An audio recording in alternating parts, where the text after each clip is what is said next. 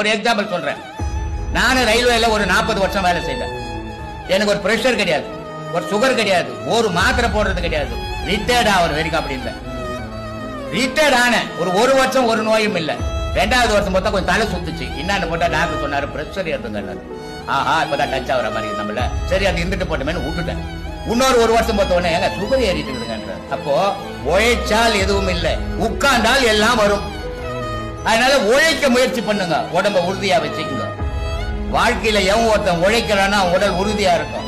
எவன் ஒருத்தன் உட்கார்ந்தே சாப்பிடுறான்னா உடல் ஒத்த பைசா உதவாத போட ஆடி போகும். ஏன் சொல்றேன்னா மனிதனா பிறந்த மற்ற ஜீவராசிகள்லாம் உழைச்சு சாப்பிடாது, கொள்ளடிச்சு சாப்பிடும்.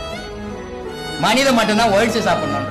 ஏன்னா ஏன் அவன் உழைக்கிறான்னா மற்ற ஜீவராசி ஏன் கொள்ளடிச்சு சாப்பிடுறா, அது கொள்ளடிச்சு அடுத்தவனுக்கு எடுத்து போய் பாதுகாத்து வைக்காது. அது மட்டும் சாப்பிட்டு போய்கினே இருக்கும்.